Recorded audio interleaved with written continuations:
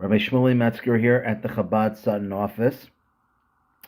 According to Jewish law, a tattoo is forbidden. It's forbidden for a Jewish person to tattoo themselves, and the question has been asked why. Different answers have been given. One answer is that it's simply not our body. We have our soul is put into a body on a sort of a long-term lease, and it's not ours to tamper with. Another answer has been given is that a tattoo is a permanent mark for a temporary feeling, and it shouldn't be done. So what about a permanent mark for a permanent feeling? And that is actually what we have. The Jewish tattoo is a Brit Milah, circumcision. And this is our way of tattooing ourselves. Brit actually means a covenant. It's a covenant as opposed to a contract. The contract, by definition, is that two people have to keep the contract. If one reneges, it's null and void. A covenant means I'm in this, win or lose, no matter what, I'm in. And that's what a Brit Milah is, a bris or a Brit. Interesting on this note is that, what about a woman?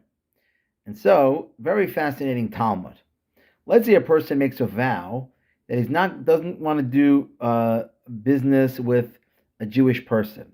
I guess the reason would be is he doesn't want to do business with people he knows. He wants to fly to Hong Kong to do business with internationally.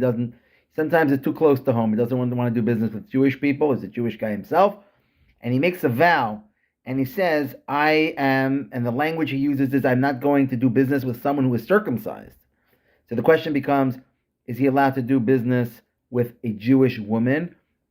And the answer, the Talmud says, is no. And it says that a woman, the technical term is kimahal yadami, she is as if she is circumcised. Now, what does this mean? And the meaning is that circumcision can be literal, or it could be what in the truest sense of the word is that it's a sensitive heart. It's a circumcised person is that they're sensitive. It represents a certain a spiritual sensitivity to God, and a woman is born with that naturally. And so that is the deeper meaning of Brit Milah from this week's Torah portion.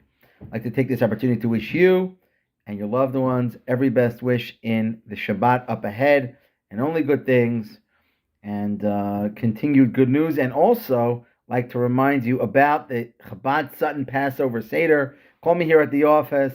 It's going to be awesome. 2 Seders. It's going to be really great. It's going to be really great.